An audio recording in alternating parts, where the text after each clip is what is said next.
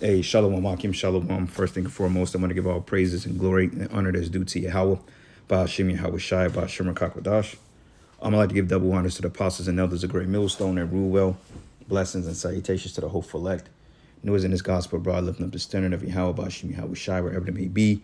This is just a quick lesson through the spirit, kind of piggybacking on what I was speaking on earlier about the brothers in the BJJ and the different physical activities and the martial arts. A follow-up from Apostle Tahar's video and, the beloved brother Murph and the other brother, I believe his name was Batakala, if I'm not mistaken. Basically, going into the scriptures, man, the men of the Lord and just our nation in general were mighty men of valor. Okay, like when you go into the story of Gideon, I believe out of, I believe it was like 20-something thousand troops, if I'm not mistaken, and only 300 fought for the Lord, basically, man, because they was like, well, look, whoever's fickle or feeble among you, stay back. Don't fucking go to war if you got a timid spirit in you, man, because, war was one of them things that we had to be prepped for because, remember, the Most High stated that we had enemies. Okay, even upon leaving Egypt, man, you had mighty men of Moab. Okay, you had Amalek. Okay, you had the Philistines. Okay, the different Hamitic nations and so forth that we had to constantly fend off in order to get our land, man. Okay, taking the land from the Philistines, from the Canaanites, going into the time of the Maccabean revolt. It's the men of the Lord, man, or just in general, the nation of Israel, we were skilled in war. And we had to be. Okay, I believe from 20 years old and up, pretty much you were part of the forces, man. Okay, which a lot of times the Asherites, the Gadites, and the Reubenites being the tribes that go forth, you know what I'm saying, in battle, because David had an order to his platoon of soldiers how he strategically attacked the opposing side.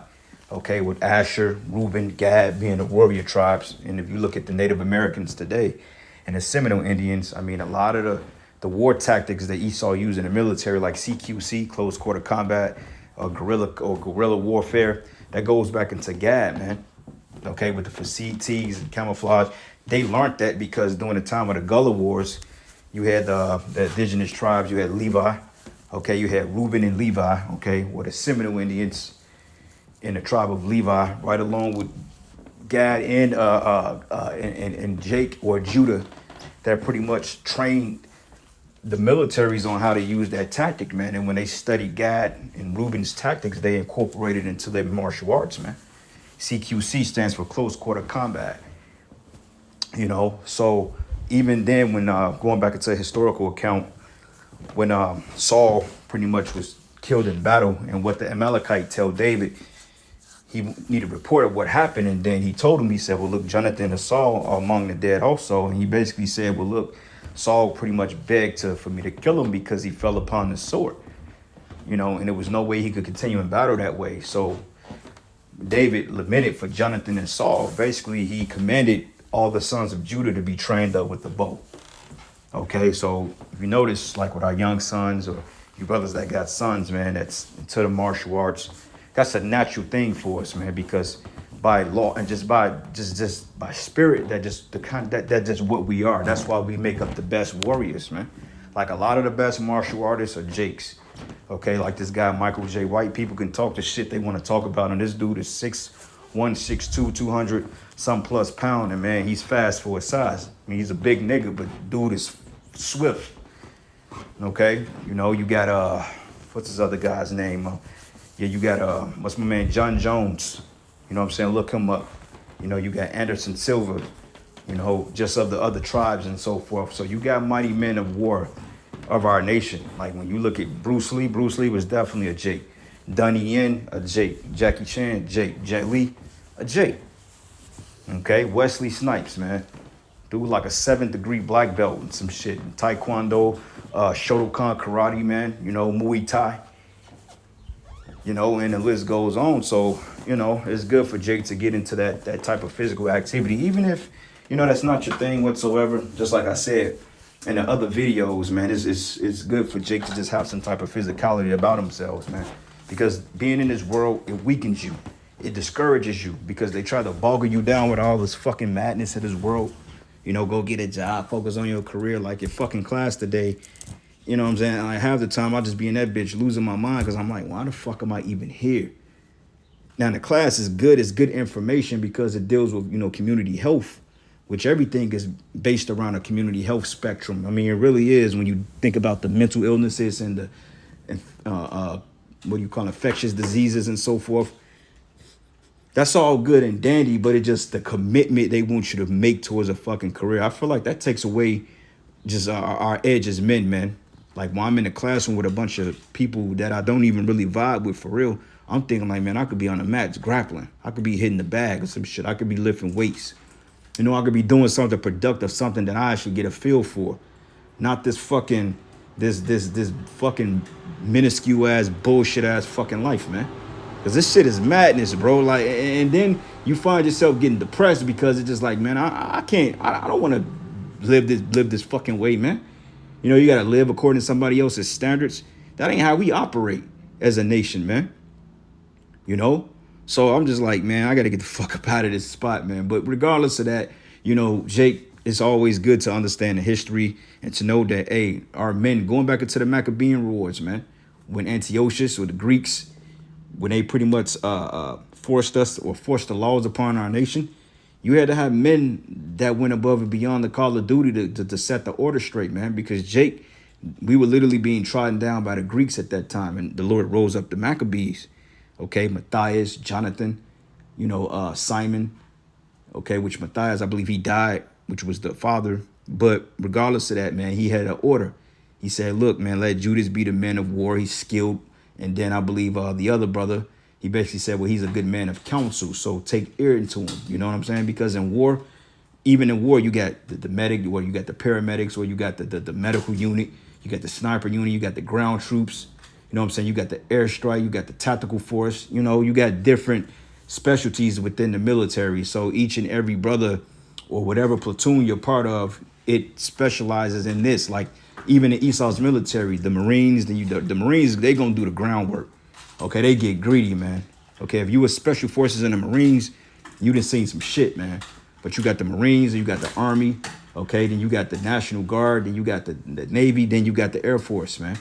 And they all work around each other to form a common goal. But the Air Force will never come in and do groundwork with the Army unless you're integrating or unless you're cross-training, which it happens. But regardless of that, man, you know, hey, we in them times too. So the Lord is getting ready to put that warrior spirit back out here. So it's time for us as men, and I'm speaking to myself, to really tap back into what we were, man. Because, hey, what the fuck we calling ourselves the princes of the power for, and we're not even living up to that title?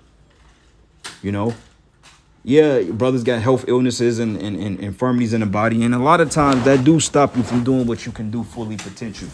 But at the same time, man, you know, you got to try to do the best you can, because mental illnesses and bodily sicknesses, it can lead to depression and it can lead to other issues in your body.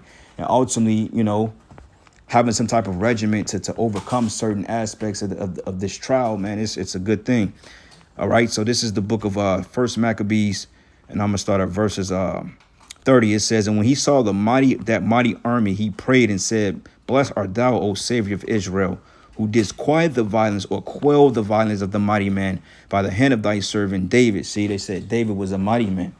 Okay, when they came back from getting the Ark of the Covenant, what did they say? Saul killed his thousands and David his tens of thousands. Okay, so our forefathers, they were skilled in war.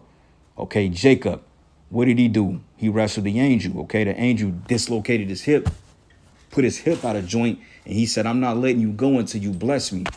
Angel had to get strong with him, bro, because this man was wrestling that angel with a dislocated hip, man. Okay, even when Moses smote the Egyptian because he was doing wrong to another Israelite. Okay, Moses even had art of and skill of war. And when you go into the song, I believe it's Songs of Solomon 3, if I'm not mistaken, basically it tells you that Solomon's guards, they were skilled in war. They were ready. They stayed with the swords on them, man. Okay, as Jake would say, they stayed with the strap on them. But meaning they had swords. Okay, even the Sakari, them wicked ass Jakes, man. You know, that fought for a cause during the time of the Jewish-Roman wars. What did they do? You know what I'm saying? They had to wax violent, even though it was not in the spirit of Yahweh Bashim Yahweh Shai. They still went up and they still fought. Okay, they called them daggermen. You You know, they was like assassins, honestly. Then going into Peter, when Malchus grabbed up Yahushua, what did Peter do? He cut the motherfucker's ear off, man. Okay, and he did it on the first strike, man. I mean, precision. In order to chop somebody's ear off, you gotta have you gotta be a skilled swordsman. Because if somebody said, "Well, here go a katana blade, chop this motherfucker's ear off with one swipe," you ain't gonna be able to do it because you ain't skilled like that. Peter did, but you know why? Because Peter was David in the ancient world, okay, or in his past life. So that spirit carried down, man. Because we don't know what type of physical training that Peter and the other disciples had outside of being fishermen, man. They didn't go into overly deep contextual aspects of their lives. You know, even Yahushua said, the brother made a mention. He said, well, look, we only know a little bit about Yahushua. Yahushua could have been into, you never know what he was into. I mean, obviously he had to be in good shape. You know what I'm saying? He was a carpenter, and back in the day, real wood, that shit weighs fucking hundreds of pounds, man. Cutting down trees, man, getting the wood, that shit wasn't light.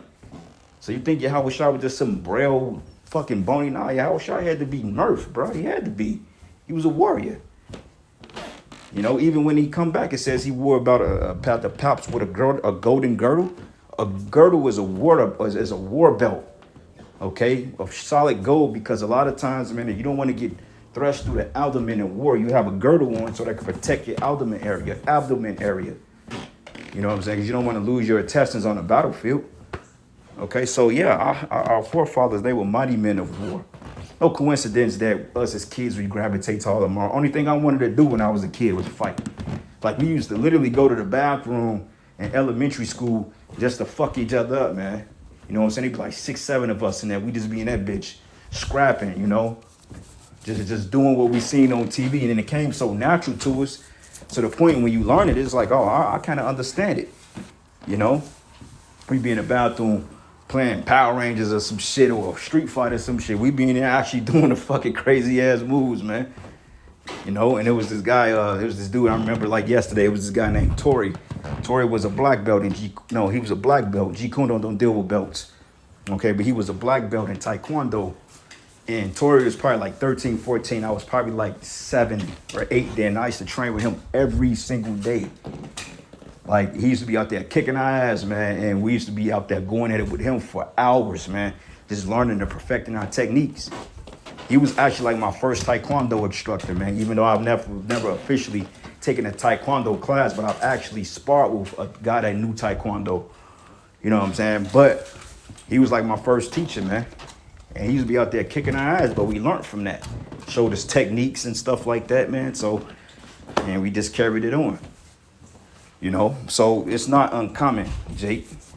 And we're just athletic people anyway, whether Jake is into boxing, martial arts, because honestly speaking, boxing is a form of a martial arts. I mean, whether you believe it or not, it's still an art of fighting, one of the most deadly. And Paul made mention of boxing in the scriptures, man. So that tells you that Apostle Paul had a knowledge base of martial arts, because during the time of the Roman Empire, that was a common thing. Okay, the gladiators, okay, the Colosseums and so forth. That was common to see Jake in there fighting, doing parkour and all the crazy shit we do. Okay, so it says, and he saw the mighty men, he prayed and said, blessed art thou, O Savior of Israel, who didst quell the violence of the mighty men by the hands of thy servant David, and gave the host of strangers into the hands of Jonathan, the son of Saul, and his armor bearer. And hey, Saul wasn't no pushover, man. Okay, Saul was a foot taller than everybody in Israel for the most part. Saul was not Saul, just no average Jake was just gonna go up, head up, and fuck up Saul. It just wasn't going down like that.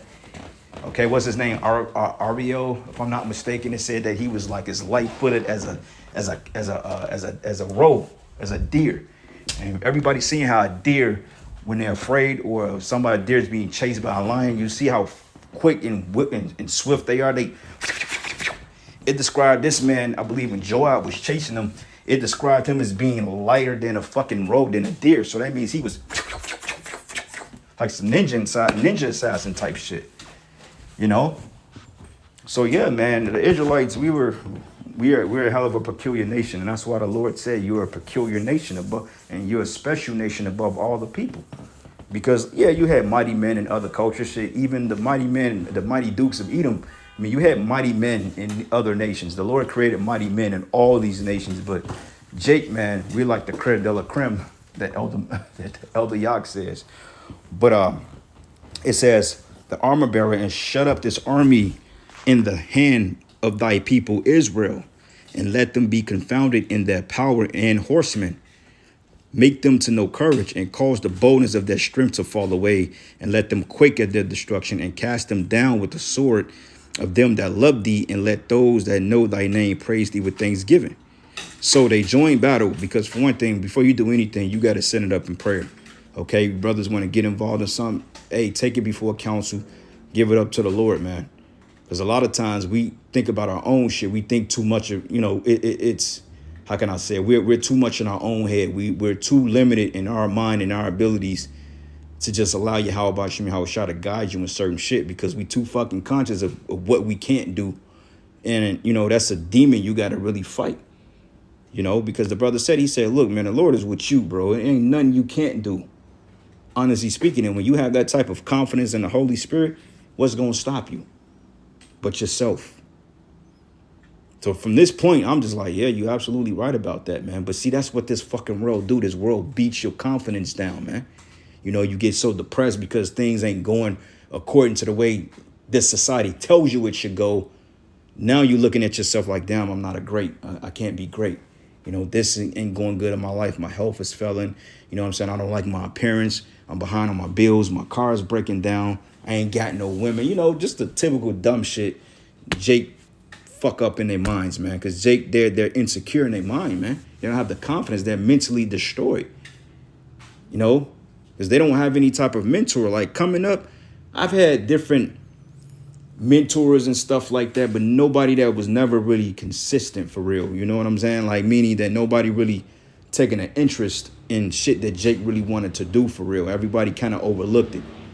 You know what I'm saying? So as you get older, you kind of find your own way, and you kind of gravitate to things that you find yourself. And that's one thing I love about the brotherhood, because you got brothers that's willing to work with you in some aspects. And I got to get better about, talking to brothers and having that mentorship among older brothers, man. Calling brothers and talking to them and knowing that that they not looking at you some kind of way. That's just something internal you got to deal with, and that just come from in his life from being destroyed mentally, man, not being sure about shit. Just because you're a brother that don't talk to a whole lot of brothers, that don't mean brothers are going to look at you like you're wasting their time. No, man. You in this truth, you pushing your how about Shimmy how shy at the end of the day, fuck what anybody think. You know what I'm saying? Fuck what anybody got to say or what they think. Shit, fuck them. You doing the work and you sincere, can't nobody take that away from you, man. And if you get shunned away by men and you feel like they're not dealing with you, then so fucking be it, man. You got your how about Shimmy how shy. Don't pick up a phone and ask a brother, hey, man, what you think I could do better in this? What do you think can be my technique? Can you help me perfect the technique? You know what I'm saying? Teach me. Don't be afraid of that, man. Okay? You ain't never old enough to learn from the basics, man. Honestly speaking, in the scriptures go and says being newborn babes, desiring a sincere milk. That's in anything you do, But it says here, and so they joined battle, and they were slain of the host of Lycia, about 5,000 men. Even before them were they slain. Now when Lysias saw his army put to flight, and the manliness of Judah's soldiers, and how they were ready to either live or die violently, he went into Antiochia and gathered together a company of strangers, having made his army greater than it was, and he purposed to come again into Judea. So basically they're like, look, we finna go back and have a round two. These niggas put us to flight, and they slain half our host. Now we got to step it up because the Lord was with us. And then Judah said to his brethren, behold, our enemies are discomfited. Let us go up to cleanse and dedicate the sanctuary, because you got what they call the Feast of Dedication. Okay. And it said, and upon all the hosts assembled themselves together and went up into Mount Zion. And when they saw the sanctuary desolate and the altar profaned and the gates burnt up and the shrubs growing in the courts as in a forest or on one of the mountains, yea, and the priest's chambers pulled down, they rent their clothes and made great lamentations and cast ashes upon their heads, and fell down flat to the ground upon their faces, and blew an alarm with the trumpets and cried towards heaven. Then Judas appointed certain men to fight against those that were in the fortress until he had cleansed the sanctuary, man. So, hey, war was in our blood. Okay, warrior was fucking war was in our blood, man. Because remember, in order to get the land, we had to do what? We had to go to war for it. That's why during the time of upon going into the land of Canaan, what did Moses do? He sent out the spies to spy out the land of Jericho. What was it? I think Jericho, if I'm not mistaken. I believe Moses sent like 12 spies to give a report of the land to see what we had to do. It's called scouting. Okay, even when Esau does his little infiltration, even let's just say if you a spy for the CIA and you going to spy on the Russian government, whatever you want to do, you have something what they call scouting. Okay, you got to scout the land. You have to know the terrain. You have to know the intel. You have to know the ins and ways out. You have to have a backup plan in case this goes wrong. You got to have an extraction force, and also you have to know when to insert in or when to get out. Have to have an escape route. You know what I'm saying? So you got to have shit in plan. You just can't go in blindly and take something, because then you don't know the area, or you don't know the tactics. Then that's how you get taken out. And that's why Esau got his ass handed to him out there in the Middle East, or when he went into Iraq, is because for the simple fact Esau didn't study. I mean, he couldn't deal with the terrain. You know, them fucking them towelheads, them Ishmaelites, man, they was putting Esau ass to flight because Ishmael knows the land better. Okay, so obviously his scouting team didn't do too good, or whatever mercenaries he had to spy on that land to give him some type of intel, they didn't do a good job, despite what they tell you. They got fucked up out there. That's why they was fighting that war for fucking 10 plus years. But anyway,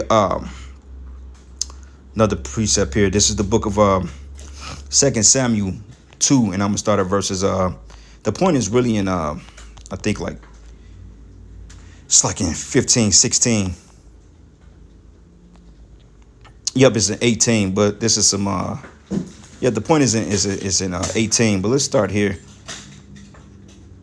And it started verses 11. It says, then David took his clothes, and this is when report came back that Saul and Jonathan died in battle. But it says, took hold of his clothes and rent them, and likewise all the men that were with him. And they mourned and wept and fasted until even for Saul and for Jonathan his son. Because remember, David and Jonathan were like brother. They were brothers, man. They were like close. They were literally like unbreakable, man. It says they had the love of a fervent lover, man. Okay, they had the love. They loved each other greater than a man and a woman can love each other, because that was that brotherhood. That's that stifling what they say, bros before motherfucking hoes. That's what that was. People try to say, oh, David and Jonathan had a Momo relationship. No, they did, man. They just had a real tight brotherhood. All right. And it says here, and David said it to the young man, it says, for the house of Israel, because they were fallen by the sword. And David said it to the young man that told him, whence art thou? And answered, I am the son of a stranger, an Amalekite, which is a modern day JOO. We always had this. Amalek have always been an enemy into the Israelites, even to this day. These are the JOOs today, the Amalekites, which is basically the top tribe in Edom. Okay, like you got Judah, the head tribe in Israel. Amalek is the top tribe in Edom. Okay, that's like their top. And it says here, and David said it to him, how was thou not afraid to stretch forth thy hand to destroy the Lord's anointed? Because if anything, when Saul asked him to kill him, he should have just said, nah, you an anointed. I'm not going to do so. You know what I'm saying? He should have had the integrity. But we know Esau is a devil, and Esau has no integrity, and it's in his blood to murder. So at most, he's like, well, shit, this is an Israelite king. I got dog tokens off this. You know what I'm saying? And then look what happened. It says, and David called one of the other young men and said, go near and fall upon him. And he smote him and he died. So basically, David ordered his ass to get put to death, because he said, how the fuck can you raise your hand against a king? Ain't you a dog? You a heathen? Are you out your mind? I don't give a fuck how wicked Saul is. You an Amalekite. You have no right to him. Which shows you that you devils, you have no right to be judging our people, man. Your time of judging us have come to an end. The Lord he's already fulfilled that now. But you took it a step further, which is why Yahweh Bashim Yahushua is going to judge you without mercy. But it says, and David said it to him, thy blood be upon thy head, for thy mouth have testified against thee, said, I have slain the Lord's anointed. And David lamented with his lamentation over Saul and over Jonathan his son. And he bade them to teach the children of Judah the use of the bow. And behold, it was written in the book of Yashar. Okay, so that's the point. It was commanded to teach your sons how to use the bow. Okay, today the bow can be the modern day weapon. It could be a martial arts. It could be the gun, which is nothing wrong with taking your sons to a gun range to train to shoot. You know what I'm saying? It's always good to have an extra option. Now, we're not saying being like these other reprobates out here that's publicized and carrying guns on them at camp and showing their AR fit. Nah, that's not smart. That's stupid. Okay, when you go to the gun range and let out, that's your own personal business. That shit doesn't need to be broadcasted. Okay, or if you broadcasting it, keep that away from the truth, period. Don't incorporate that aspect of your life with the truth, man. Okay, because they're already trying to build a case on us. So if you're going to broadcast anything, keep it away from the truth. All right. Last couple of precepts here. This is the book of 2 Samuel 2, and I'm going to start at verses 8. It says, these be the names of the mighty men of David, whom David had. It says, the Tachmonite that sat in the seat chief among the captains, the same was Adino the Eznite. And he lifted up his spear against 800, whom he slew at one time. Bro, 800 men at one time? That's why the people don't take this Bible seriously, because they're like, that's impossible. But yet they put the shit in the movie, man. It was nothing for a nigga to kill 500-600 men, man. 800 men at once? Do you know what type of power that is? Why do you think the scriptures say that if 5 of you should put, why do you think the scriptures say that one of you should put 100 to flight and 5 of you 10,000 to flight? Something like that.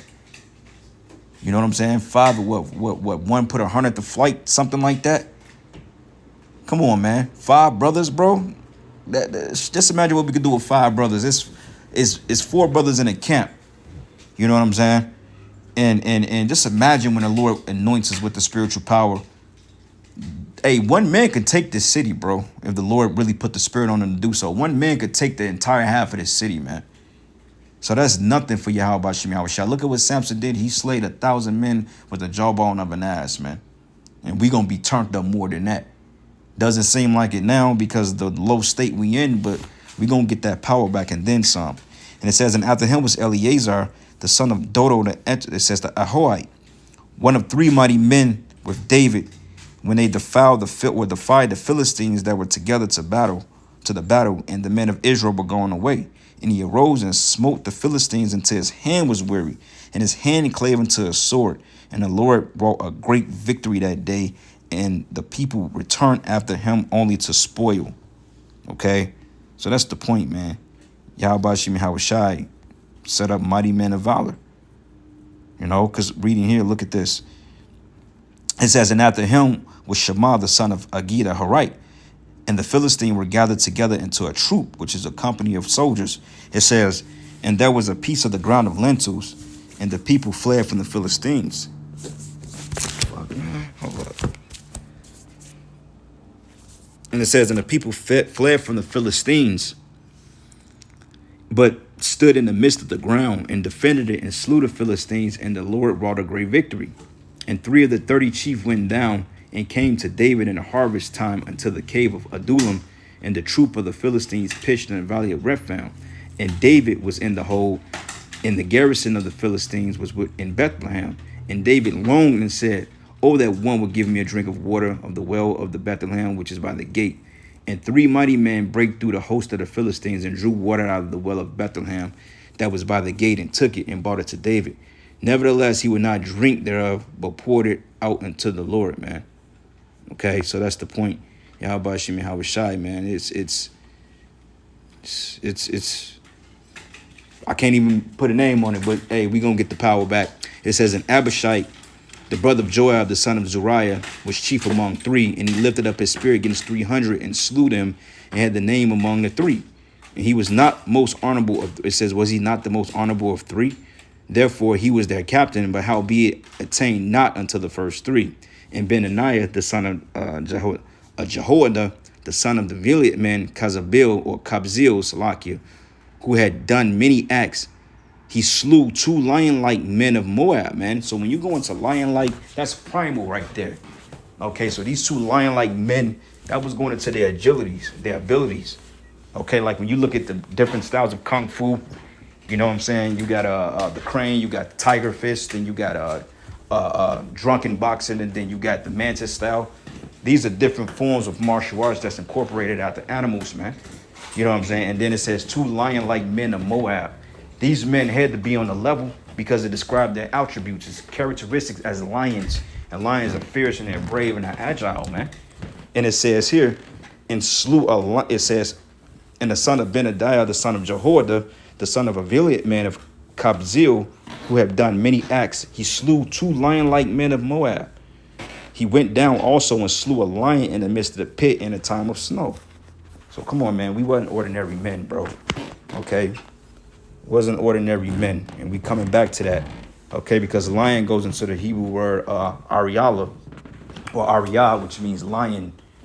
Okay? And it says, meaning possible lion-like. Okay? Possible lion-like, meaning the appearance, meaning the instinct and the attributes, man. All right, so hey, brothers, man, you know, get back in the warrior mentality, man. We getting ready to go through some dark times, man. And we've been telling brothers things are gonna turn up. People gonna come against us, you know, and hey, people gonna try to make their moves on us, man. So it's always good to know self-defense and, you know, just to be ready for any situation. Not saying going out there and start fights. No, that's not what this is about. But, you know, overall, just being in the spirit of the men of the Lord, man. Okay, so with that, I'm going to end it, giving all praises and glory and honor that's due to Yahweh Bahashim Yahweh Shai. And with that, Shalom and Abba.